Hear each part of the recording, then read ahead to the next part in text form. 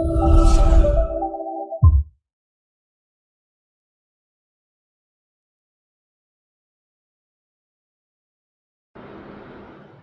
मैं सुनीता अग्रवाल और बायो की क्लास में आपका स्वागत है। मेरे यूट्यूब चैनल पर आज हम एक अगला टॉपिक लेकर के आए हैं, मानव कर्ण की संरचना। ठीक है, और अभी तक अपन बहुत कुछ पढ़ चुके हैं नेत्र की संरचना। इस वाले टॉपिक का हम इससे पहले वाला पार्ट नेत्र की संरचना पढ़ चुके हैं और आज हम पढ़ने जा रहे हैं मानव कर्ण की संरचना। कर्ण मतलब कान। ठीक है, ये समझ में आ गया आपको। इसको हम श्रवण इंद्रिय भी बोलते हैं।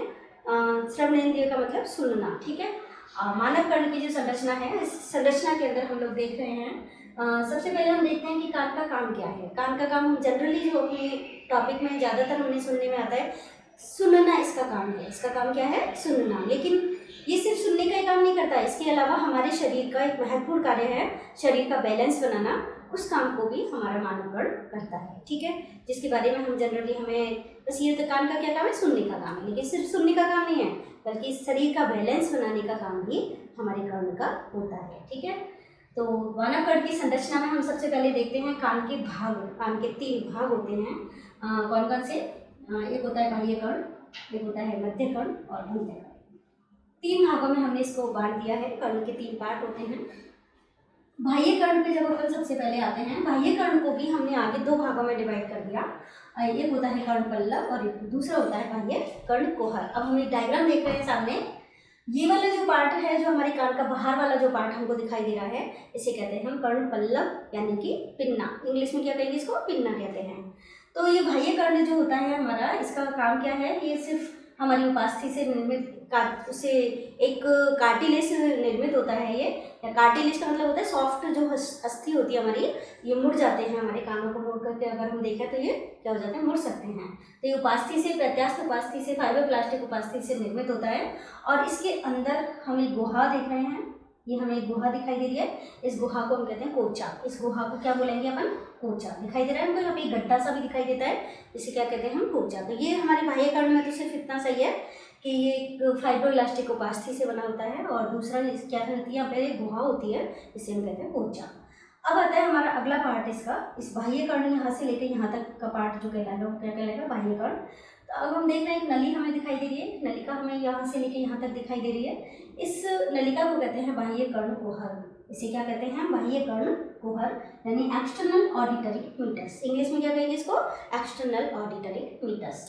ये जो कोचा है हमारा, यहाँ हमारा जो गड्ढे नुमा जो पार्ट था कोचा, ये आगे कहाँ जा रहा है? सक्रिय नली में होता हुआ आगे जाकर के खुल रहा है। और इस पूरे पार्ट को कहते हैं हम एक्सटर्नल ऑडिटरी मीटर्स यानी बाह्य कर्ण कोहर।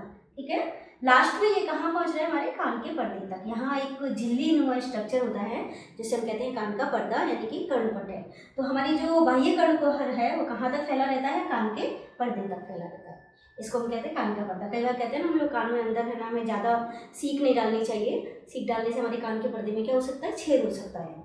यहाँ पर क्या होता है? कान का पर्दा होता है। ठीक है, यहाँ इसके अलावा यहाँ जो हमारी कुछ ग्लैंड्स होती हैं, श्वेत ग्रंथियाँ होती हैं, क्योंकि त्वचा से रिलेटेड है हमारा बाह्य त्वचा। जो हमारी त्वचा होती है हमारी, उससे रिलेटेड यहाँ पर ग्रंथियाँ होती है, श्वेत ग्रंथियाँ। तो श्वेत ग्रंथियाँ का यहाँ रूपांतरण हो जाता है और रूपांतरण होने के बाद में कौन सी ग्रंथियाँ में चेंज हो जाती हैं? वो सेरोमिन ग्लैंड्स में। सेरोमिन ग्लैंड्स में सेरोमिन ग्रंथियाँ जो होती हैं वो कुछ सीक्रेट करती हैं और इस सीक्रेशन को हम बोलते हैं सेरोमिन यानी कर्णमोम बोलते हैं। तो जो कर्णमोम होता है वो यहाँ पर धीरे धीरे रिश्ता रहता है, यानी उनमें से निकलता रहता है। तो बाहर से अगर कोई भी गंदगी जा रही है या छोटे मोटे जो होती है धूल के कण जा रहे हैं, वो सब इसमें क्या हो जाते हैं? चिपक जाते हैं। और किसका रूप में बदल जाते हैं? वो मैल के रूप में बदल जाते हैं, जिससे वो हमारे अंदर कान के अंदर एंटर ना कर सके, तो वो यहीं रह जाता है। ठीक है, तो इसमें जो श्वेत ग्रंथियाँ होती हैं सेरोमिन ग्रंथियों में रूपांतरित हो जाती हैं और कर्णमोम को क्या करती हैं? सीक्रेट करती हैं। कर्णमोम को कहते हैं अपन सेरोमिन। तो ये काम हो गया हमारे बाह्य कर्ण कोहर का। तो यानी हमारे बाह्य कर्ण का जो एक पार्ट है कर्ण पल्लव, इसके बारे में हम जान चुके हैं। और दूसरा जो पार्ट है हमारा कौन सा है? बाह्य कर्ण कोहर यानी कर्ण की जो गुहा है अंदर एक नली के रूप में है, ये हमारा पार्ट पूरा हो चुका है। अब आता है हमारा मध्य कर्ण। मध्य कर्ण हमें जो ग्रीन कलर से हमें दिखाई दे रहा है, यहाँ हमको दिख रही हैं 3 हड्डियाँ दिखाई दे रही हैं, मैलियस, इनकस, स्टेपिस। तो सबसे पहले मैं ये बात करती हूँ कि ये यहाँ जो हमारा जो पार्ट है, एक टिम्पैनिक बुल्ला होता है। टिम्पैनिक बुल्ला, इस पार्ट में ये बंद रहती हैं। ठीक है। मध्य कर्ण हमारा टिम्पैनिक बुल्ला में बंद रहता है। किस पार्ट में बंद रहता है? टिम्पैनिक बुल्ला। ये पूरा पार्ट क्या कहलाएगा? टिम्पैनिक बुल्ला। और इसकी जो गुहा है उस पूरी गुहा बोलते हैं हम टिम्पैनिक कैविटी। किसमें बंद है मध्य कर्ण? टिम्पैनिक बुल्ला में। और इस गुहा को बोलते हैं टिम्पैनिक कैविटी। और इसके अंदर हमें 3 अस्थियां दिखाई दे रही हैं। सबसे पहली अस्थि जो हमारी किससे जुड़ी हुई है? कर्णपट्टे से जुड़ी हुई है। किसके द्वारा? एक पेशी के द्वारा जुड़ी है। और इस पेशी को बोलते हैं हम टिम्पैनिक पेशी। हमारी यानी कि मैलियस जो है, हमारी कर्ण जो झिल्ली है यानी कर्ण का पट्टे है, जो कान का पर्दा है, उससे किसके द्वारा जुड़ी हुई है? टिम्पैनिक पेशी के द्वारा जुड़ी हुई है। और इस टिम्पैनिक पेशी के द्वारा जुड़े रहने से जो हमारा कान का पर्दा है कैसा रहता है? तना हुआ रहता है। ठीक है। और ये जो हमारी मैलियस इससे क्या होती है? अटैच रहती है। मैलियस किससे जुड़ी हुई है? इनकस से। यानी तीनों अस्थियां हम देख रहे हैं आपस में क्या है? जुड़ी हुई हैं। मैलियस जुड़ी हुई है इनकस से, इनकस जुड़ी हुई है स्टेपिस से। तो इन तीनों के जुड़ने के बाद में क्या होता है? यहाँ पर जितनी भी ध्वनि तरंगें आ रही होती हैं उन ध्वनि तरंगों का क्या कर देते हैं? इनको कई गुणों तक, ये कई गुना बढ़ा देती हैं। यानी 15 से 20 गुना इसको एम्पलीफाई कर देती हैं। कौन? ये सारी हड्डियाँ मिल करके। पहले यहाँ से यहाँ आएंगी ध्वनि तरंगें, यहाँ से इनकस में जाएंगे, इनकस से स्टेपीज में जाएंगे। और ध्वनि तरंगें जो होती हैं जितने रेशो से यहाँ आ रही होती हैं उसका कितना गुना हो जाती है? 15 से 20 गुना यहाँ करके आगे जा करके ये पहुँच जाती हैं। और यहाँ से हम देख रहे हैं यहाँ पर एक ओवल विंडो होती है। इस ओवल विंडो में होती हुई ये ध्वनि तरंगें कहाँ प्रवेश कर रही हैं? इस कर्णावर्त में प्रवेश कर रही है, यानी अंत्य कर्ण में ये प्रवेश कर रही हैं। तो ये हो गई हमारी मध्य कर्ण की बात। मध्य कर्ण के बाद आता है हमारा कौन सा पार्ट? अंत्य कर्ण, जो हमें ब्लू कलर से दिखाई दे रहा है उसे कहते हैं हम कौन? अंत्य कर्ण बोलते हैं। जो अंत्य कर्ण होता है ये हमारी एक कौन सी गुहा में? अस्थि, टेम्पोरल अस्थि के अंदर बंद रहता है। ये तो टिम्पैनिक बुल्ला में बंद था और ये टेम्पोरल अस्थि में बंद रहता है। और इसकी जो कैविटी है इसको बोलते हैं हम मेम्ब्रेन बोनी लेबिरिंथ। इसे क्या कहेंगे हम? अस्थि गहन। हिंदी में क्या कहेंगे? अस्थि गहन। और इंग्लिश में कहेंगे इसको बोनी लेबिरिंथ। ठीक है। इसकी भी हमारे 2 पार्ट हमको दिखाई दे रहे हैं। कुंडली नुमा, शंख की कुंडली जैसा स्ट्रक्चर दिख रहा है, एक नलिका नुमा संरचना दिख रही है। इस पार्ट को हम बोलते हैं प्रगाढ़ और इस पार्ट को हम बोलते हैं कॉक्लिया। ये 2 पार्ट हैं इसके। इस पार्ट को क्या बोला हमने? प्रगाढ़। और इसको बोलते हैं हम कॉक्लिया। ये जो पार्ट है हमारा ये किससे रिलेटेड है? शरीर का बैलेंस बनाने से रिलेटेड है।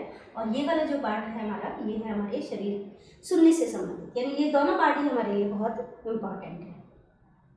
आगे जा रहा है अब हम इसमें से इस वाले पार्ट को ले रहे हैं, कॉक्लिया को। जो कॉक्लिया है वो सुनने से रिलेटेड है। तो इसमें कौन कौन सी चीज़ दिख रहे हैं हमको? 2.5 चक्र हैं, शंख की कुंडली की तरह मुड़ा हुआ है। और इसमें कितने चक्र होते हैं? 2.5 चक्र होते हैं। इसके भीतर चक्कर खाती हुई जो गुहाएं हैं एक दूसरे से झिल्लियों के द्वारा क्या रहती हैं? पृथक रहती हैं। इनमें समानांतर क्या होती हैं? पतली पतली झिल्लियाँ होती हैं जिसके द्वारा ये आपस में पृथक रहते हैं। और अगर हम इसका सेक्शन काटें तो हमें ये 3 पार्ट इसमें अंदर दिखाई देते हैं। यानी 3 नलिकाओं में ये विभाजित होता है। अगर इसका हम सेक्शन काटते हैं तो क्या दिखाई देंगे हमको? इसके अंदर 3 नलिकाएं होती हैं जो आपस में क्या होती हैं? विभाजित होती हैं।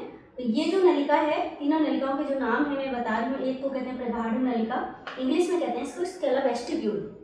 ठीक है। अगली नलिका जो हमारी बीच वाली जो हमको नलिका दिखाई दे रही है उसे कहते हैं कॉक्लियर नलिका और इंग्लिश में कहते हैं इसको स्केला मीडिया।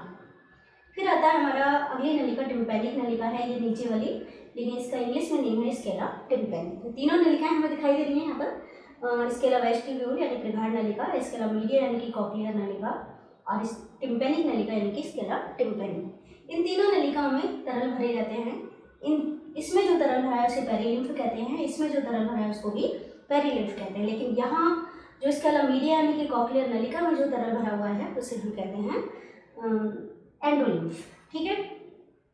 जो हमारी कॉक्लियर नलिका है ये बहुत इंपॉर्टेंट है क्योंकि यहाँ संवेदी कोशिकाएं होती हैं। हमें ये कोशिकाएं दिखाई दे रही हैं जिनमें संवेदी रोम है निकले हुए।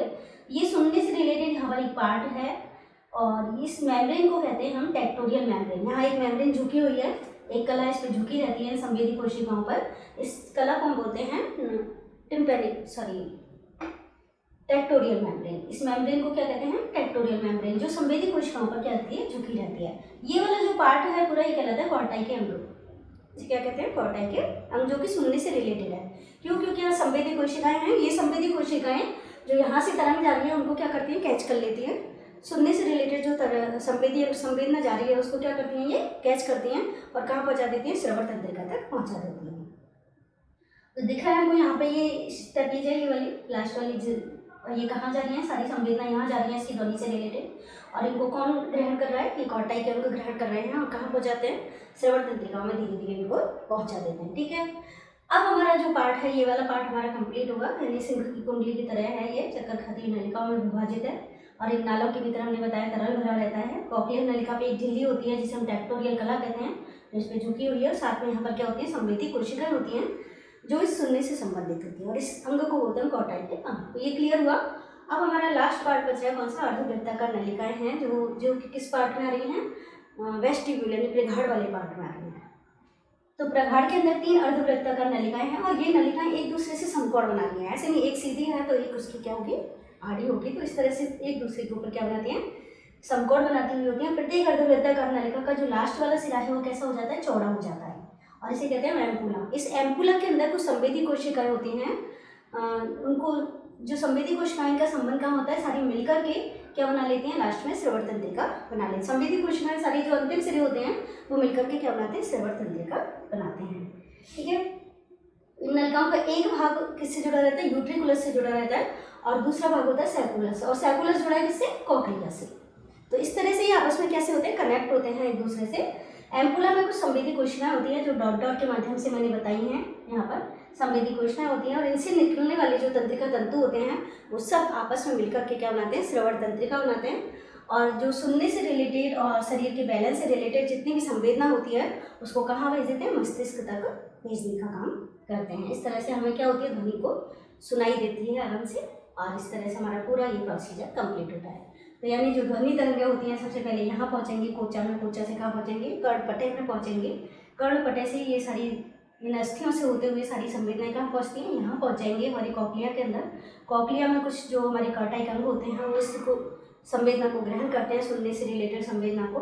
और यहाँ के बाद में फिर ये जो अर्धवृत्ताकार नलिकाएं हैं वो हमारे शरीर के क्या करती हैं? बैलेंस बनाने से रिलेटेड जो भी संवेदना है उसको ग्रहण करती हैं। और सारी ये तंत्रिकाएं, यहाँ से निकलने वाली तंत्रिकाएं और यहाँ से निकलने वाली तंत्रिकाएं, कॉक्लिया से निकलने वाली तंत्रिकाएं और अर्धवृत्ताकार से निकलने वाली, अर्धवृत्ताकार नलिकाओं से निकलने वाली तंत्रिकाएं आपस में मिलकर के क्या बना देती हैं? श्रवण तंत्रिका। और ये दोनों जो हमारे कार्य थे हमारे शरीर के संतुलन बनाने का काम और सुनने के काम से रिलेटेड जो संवेदना है वो कहाँ पहुँच जाती है? मस्तिष्क तक पहुँच जाती है और हमको आराम से ध्वनि सुनाई देती है और शरीर का जो बैलेंस है वो भी हमारा इससे बढ़ जाता है। इस तरह से आज हमारा मानव कर्ण की संरचना वाला टॉपिक कंप्लीट हुआ और इसके साथ ही हमारा अध्याय 27 कंप्लीट हो चुका है। अब हम आगे वाले टॉपिक दूसरा आएगा हमारा, उसमें दूसरी चीज़ें